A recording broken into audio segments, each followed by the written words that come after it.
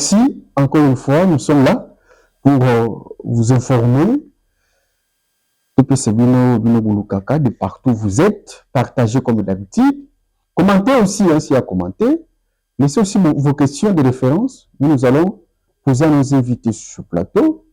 Nous sommes bel et bien là. Aujourd'hui, spécialement, nous allons parler du discours du chef de l'État ou à Salakim mercredi passé. Il y avait à boire et à manger. Le chef lui-même a exposé ce qu'il avait exposé. Il a donné la chance à tous les journalistes qui étaient dans la salle. Chacun de poser une seule question ou deux. Mais est-ce que tous ces journalistes ont posé des questions pour l'interrogation? Ici, nous aussi, de notre part, comme journalistes, on a pris pour essayer d'appeler les invités, pourquoi pas des grandes bouches, des leaders de l'opinion, des notables, on a Moutou, Alobapé, opposition comme majorité. Dans cette constitution, oui, la constitution nous appartient tous. Et vous avez suivi ce que le chef de l'État a dit. Pour lui, il n'est pas demandeur d'un troisième mandat, mais il serait parfois preneur si le peuple le veut. Est-ce que le peuple le veut ou pas? 2028, pas d'élection, mais qu'est-ce qui va se passer? Lui-même a dit, il y aura élection lorsque pour récupérer Bukavu, Nagoma. Est-ce que c'est vrai? Dans cette émission, on ouvre le débat avec notre invité de marque, leader de l'opinion, M. Pierre Yula, qui est aussi un cadre, qui est aussi le président d'un grand parti politique, PPC, allié de M. Tony Kankushiku, proche du président de la République. Mon nom est Yula. Bonjour et bienvenue. Bonjour, les journalistes. Bon, Nangoli Nzambe. Ok. Korora kolamuka Tony Oferez ali mabonsi Nzambe. Foto tonda eva mtondi. Ozolanda quand même Congolais ezokinde. Nazo l'actualité. Ngala za makasi eza makasi na baje ba mona ngoza makasi eza kitoko. Eza kitoko. Ils ont choqué le consulté. Bon, ils ont choqué ba Congolais de mauvaise qualité hein. OK. Il y a bonne qualité. Il y a bonne qualité. Actualité je comme kolo o ezali positive, ils ont choqué ba côté. Bonne qualité c'est banane. Oh, mais les Congolais qui acceptent d'accompagner la vision du chef de l'État, qui acceptent que le chef de l'État... vision à Mabé, on accepte... Non, quelle vision à Mabé? Pourquoi hein? C'est un patriote, le chef de l'État. Ok. Quelle vision à Mabé comme l'élection au Congo? Est-ce que vous êtes prêt à répondre à ma question? Voilà, merci beaucoup. Spécialement que vous entamez le discours à chef de l'État ou à celle du début à la fin. Il a essayé à couper ces thématiques, à qui na social, na politique, à qui na diplomatie sociale et consort, pour qui na lobaki bino na ndaku, bokaki, ou bazala qui inquiet, je ne sais pas. L'histoire toujours ça la siko ou babengi analyse na discours na yé. Le chef de l'État, chef de l'État a touché d'une manière générale ba ou babengi diplomatie ou ya celle qui que non pour nous ça va avancer à réussir makambo bile. Est-ce que y a tant que Congolais à bonne qualité? Le chef de l'État na vision na diplomatie na à réussir à couper ça quelque chose à peuple congolais.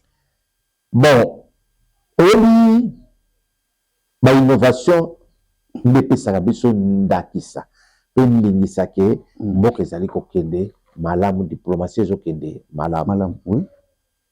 Et quand le monde mboka papa Félix Tshisekedi akotaki azaki na ministre mususu mama oyo azalaka wana akendaki na accompagner ka na diplomatie atambolaka mokili mobimba mpona koluka diplomatie ya Congo eyebana ke yaye ayi kokoma na mwana mboka lutundula pala pena pala. Oui. Diplomatie elali pe et que sous le diplomatie ya lutundula pena pala c'était bien. C'est un juriste. Oui. Il a fait le droit diplomatique, il connaît beaucoup de choses. Il n'a pas été médiocre. À Salaki Moussalaki Toko. Quand il croit que Bakisani, quand il nous sommes de la Salaki, il n'est pas Bakissi. Vous savez, diplomatie, c'est un domaine réservé à chef de l'État. Oui. Quand vous avez un ministre, ça booster c'est ce que vous avez le bon pour le président, pour le chef de l'État a accompagné. Attends à ma bé, attends à bien. Bon, la monnaie diplomatie, ma bête salité. Tu sais, il y a le pouvoir. Il y a des réfugiés. Les autres, ils sont comment? Il y a des pouvoir diplomatie, ma bête salité. diplomatie na biso efuti baaméricain par exemple baaméricain basigné na biso baaccord mpo na paix baaméricain boyebenga bango baopportuniste baza bato moko baye mpe bazwa oyo ya bango bakindi parce que bazwi depuis mpe toke osigne baccord na bango qu'est-ce que biso toganye na kati ya baccord wana yango mpe bakongoli bazo se poser des questions balobi bazoganye mingi sur le plan militaire armement qu'est-ce qu'on a on ne peut pas faire la publicité à baarmes ça c'est interdit. Quand le service de renseignement travaille avec le service de renseignement il y a les États-Unis, il y a des toyebi. Bien qu'on va si bazui, bien comme ça ils ont publié dans la place publique. Ah bah numéro na biso. Mais en échange à paix. Et ça dit, et je comment?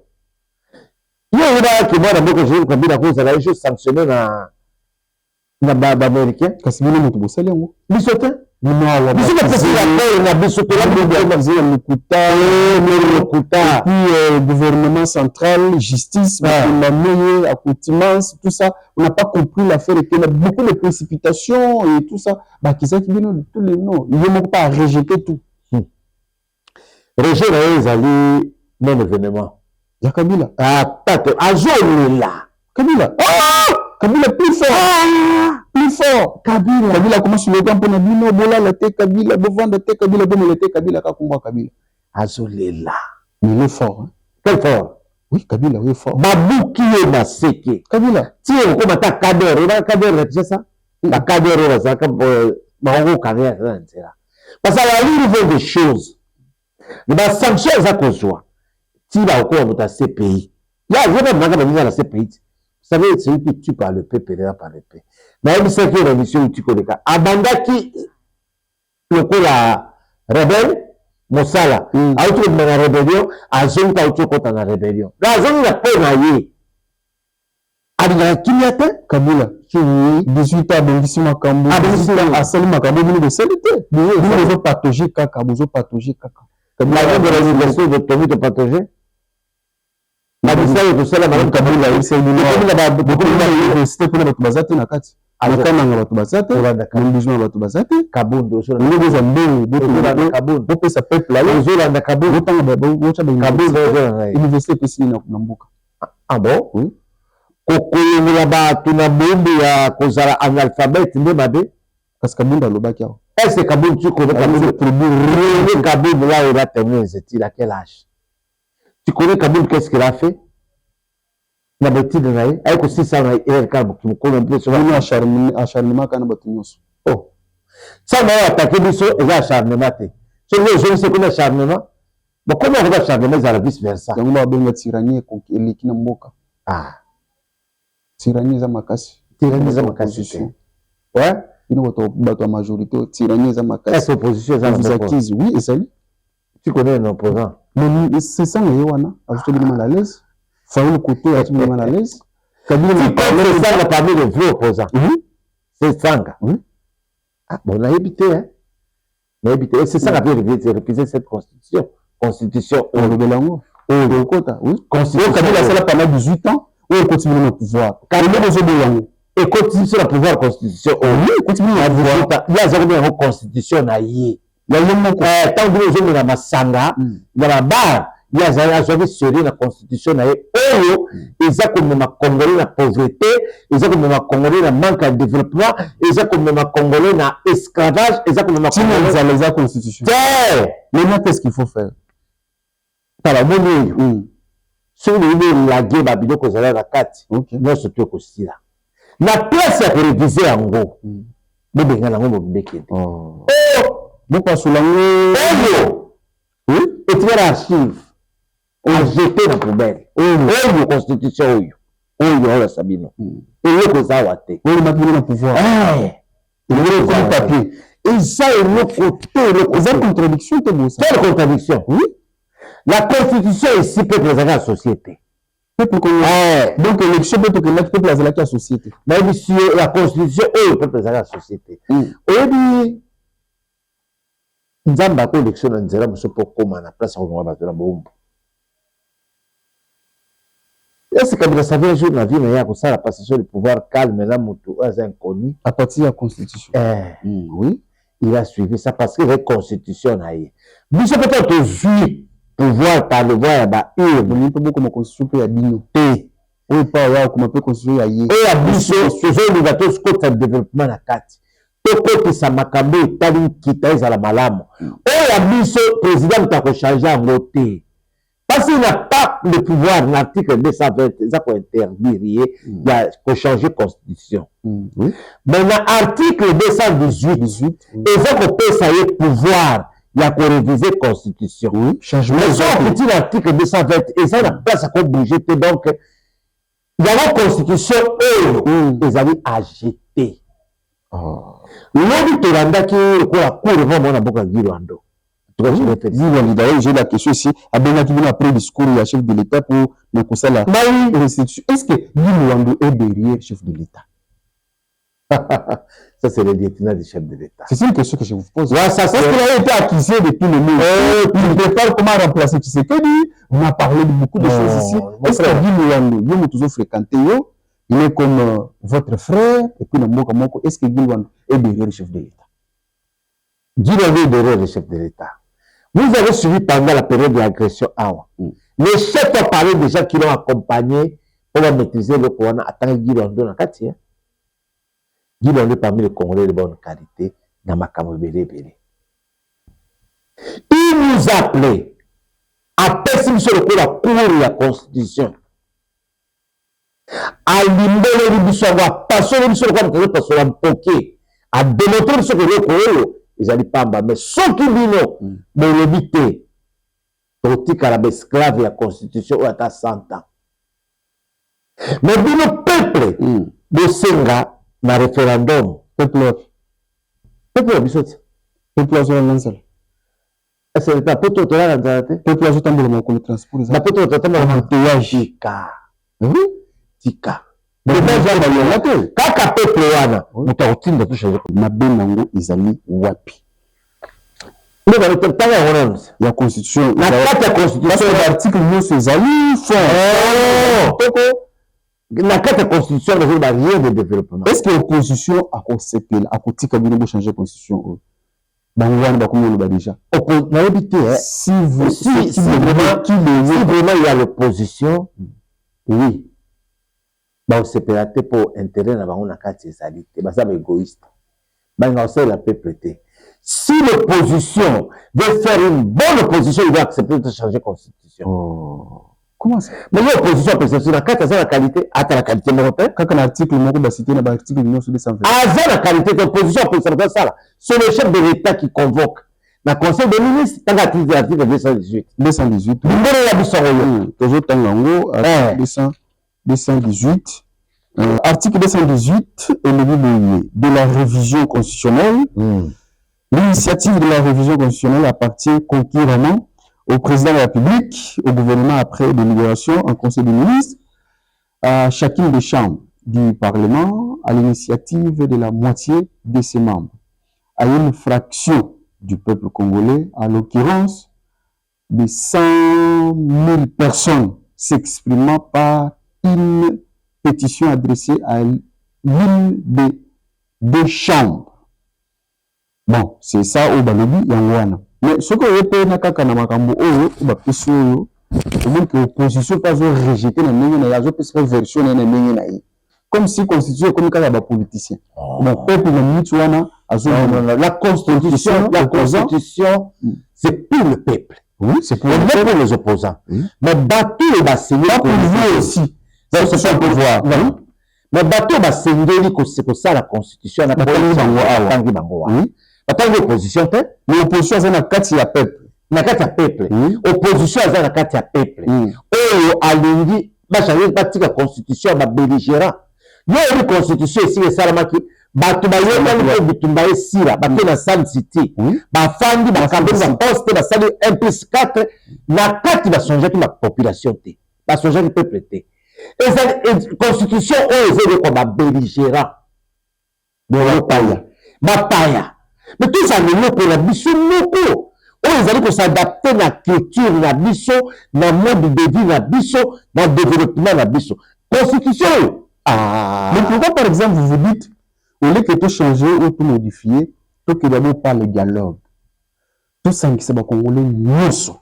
C'est quoi, tout le monde doit tenir, nous, au pouvoir, tout le monde.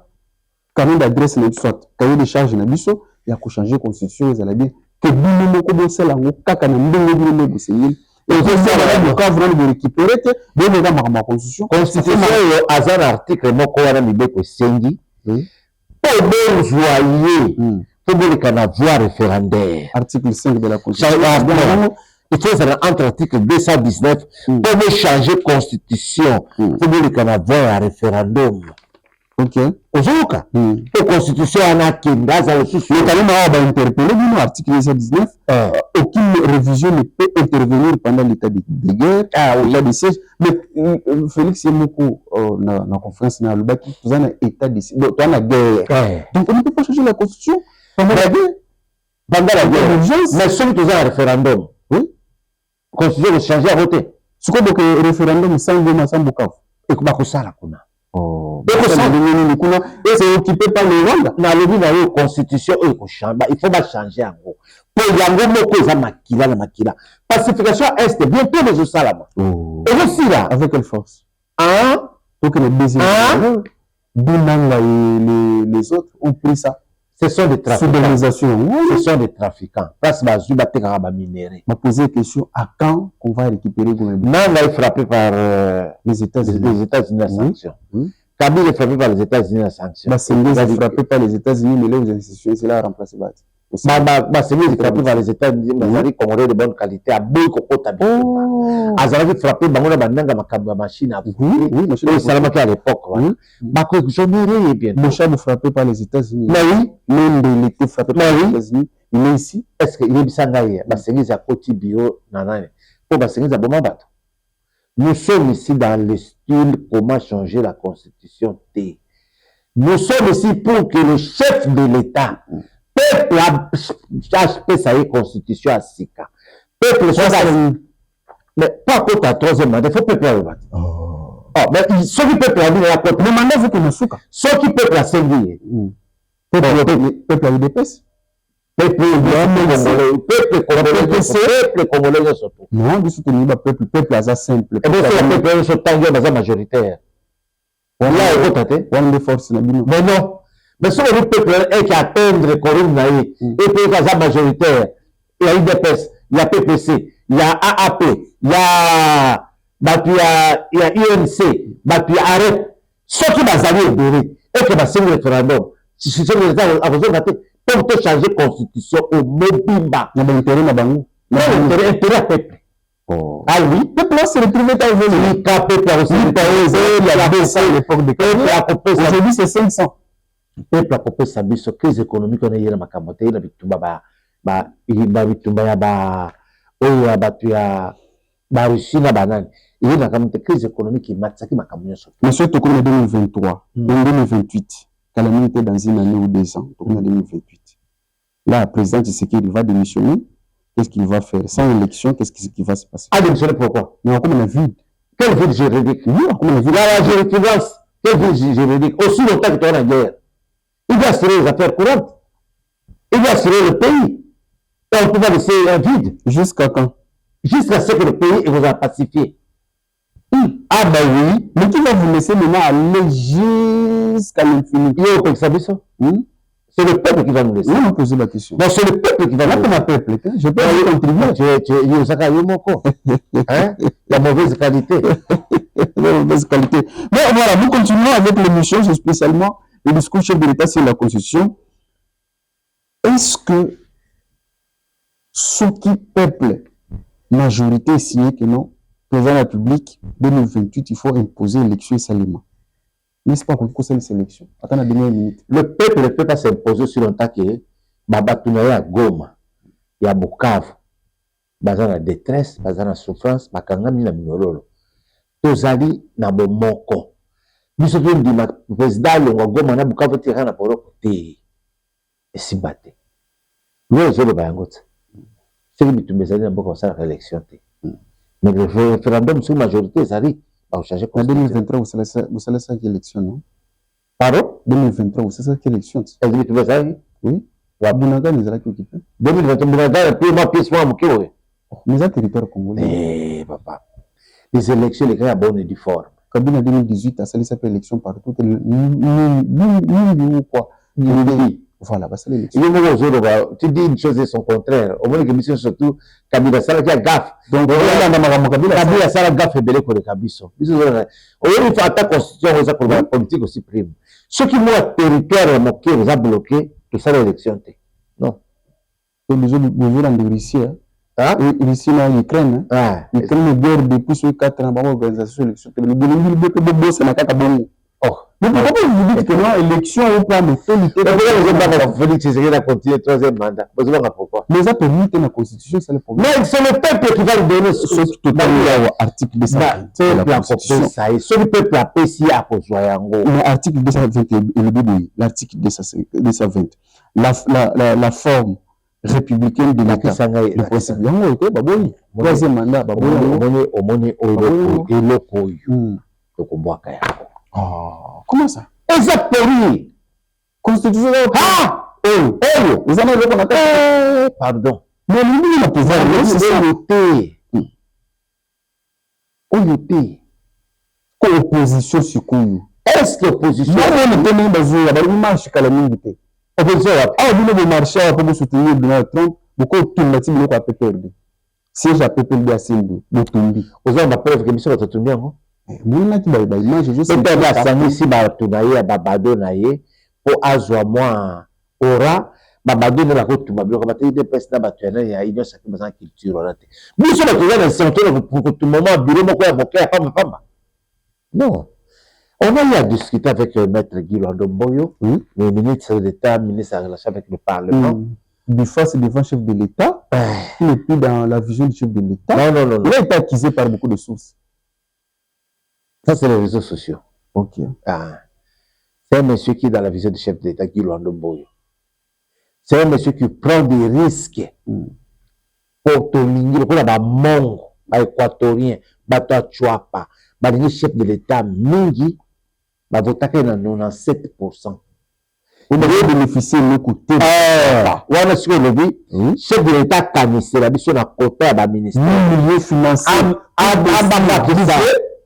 Oui, vous devez financer pour construire, pour faire photo dans la Chinois. C'est la mission à côté.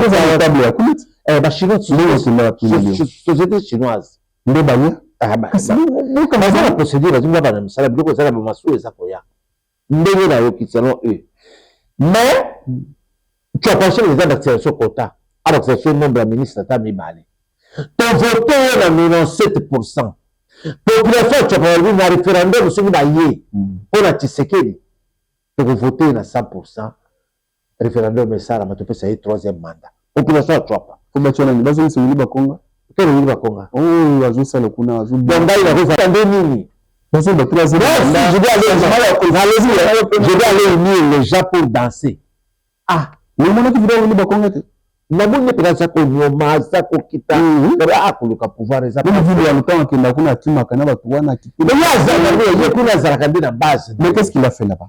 Bon, il a fait quand même des choses. Non, tu vois pas mais il a construit une université na Boye mais ça le combat président na tu vois pas azal ministre et belé là en tout cas tout côté na sujet à pour bakedi le doit ça la que le côté tonité bato baza ba parents ba ebani bato la ça que le moko te ba ebani ngai nazokende tala peuple na ngai na affrété avion à $20,000 na ye napesi bango lotoko nyonso dépense nyonso nasali ekwata 5 000 te na avion nameleka mpona kodistraire chef d'état monake il est populaire chez eux non il est populaire cela veut dire quoi non il n'est pas populaire mais c'est un homme de développement population bayoka ngai bien totika kometelaka bato baboko na aéroport batondi baye omeli toko esili bozwi kaka na pauvreté à qui la faute? C'est vous, oui, voilà. Il y a la place na bango, dans le salon. Tout le cabotage a dit sur le développement de la tongue, la stade, la tongue ensemble, la stade, la société. C'est ça. Par exemple, pour la musique EVA, il y a Watch, ils ont papier ngoulou. Pour la musique café, pour la musique rizerie à Yula, Batuma Kozwa Misara, pauvreté, comme ça, Nini, et mais qui crée des autres, tu vois pas. Mais ce sont d'autres politiciens. On peut citer comme le monde tel. Oui, mais les politiciens de qualité reçoivent la publicité à Waté. par exemple mwana mboka Bosekota azwi marché ya kotonga prison centrale ya Bwende na tuni ministre Ngefa est-ce que ya sa tonga ata toilette publique non ministre Ngefa ye nani Bosekota ata toilette publique atonga na Kinshasa te mosala ye marché aganyaka ya kosukola basancer ya affaires étrangères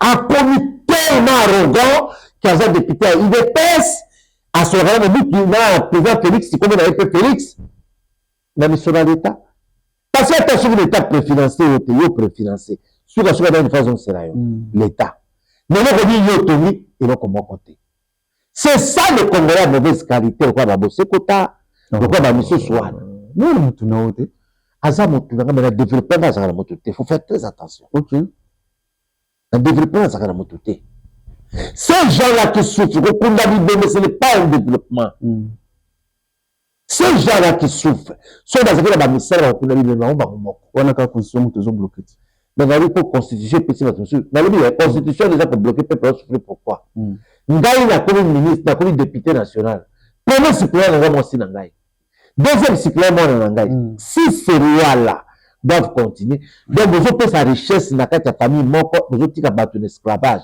sutire motu moko na famille moko tia président suppléant na yo soki okei ministre tokei mandataire public ye pa komi député couche ne pe ya famille na bali kosepela mais bazoloba ke no président Faci azosala makambo azosala oyo eza important te azosala makambo eza terre à terre oyo ezoyede congolais te c'est ça place bato bazali oui osala terre à terre oui même troisième mandat ntango azosenga ngo bato bazomona eti vraiment oyo pena aza ya sengi ya vote alobi sur le peuple makambo oyo mpe ya makambo ya kodécorer Fally ese susu tole on Fally tikela biso bon ndeko journaliste ndeko journaliste tikela biso Fally ipupa tikela biso Fally ipupa qu'est-ce qu'il a fait que ne pas décorer tikela biso Fally tellement à côté de Fally division ekoti wana eza ba fanatique partout dans le monde des Alaka.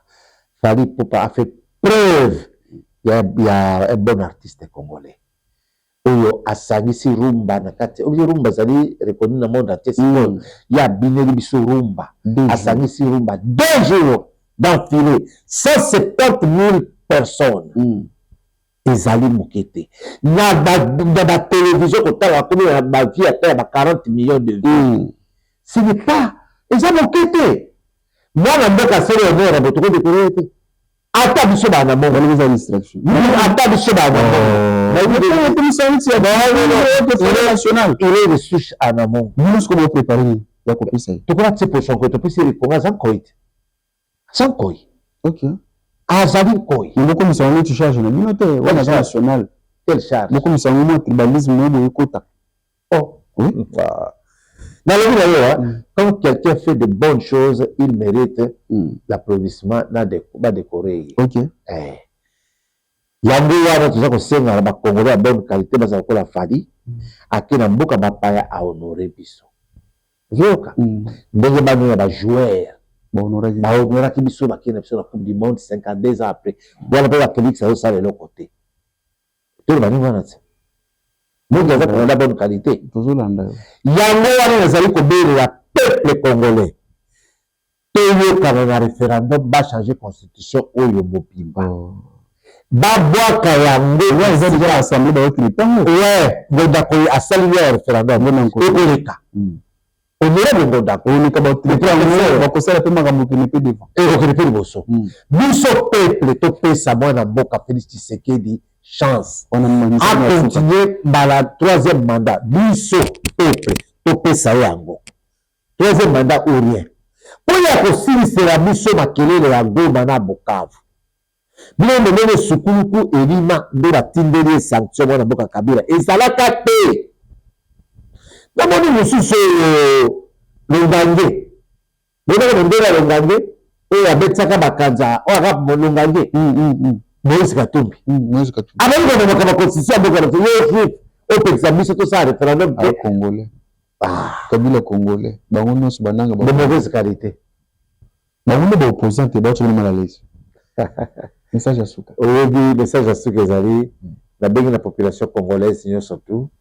bana mboka nyonso tu bana ya baprovince nyonso bana RDC nyonso tu soki référendum eye tondima oui mpona changement ya constitution mobimba oui mpona kopesa papa Félix 3e mandat ye azali congolais de bonne qualité ye aza mwana mboka alakisi biso makambo nyonso ebongaki na kuku ebimi na poisa. Voilà, merci beaucoup. Mwana mboka yula beti dada piken constitution ndenge ezali makambo ebele ya lobi eza papier nga na lobi ezali constitution miso ya mboka bato mosusu balobi bakeno meme bible batushaka yango mpe baretushaka yango constitution mpe fo baretusha yango bapaster nyonso basangani keno fo toleka na révision constitutionnelle me bapaster yango bataxe bango mwaka mo bokeno parce que question de kasaye po balobi yango wana. Merci, à la prochaine, ciao.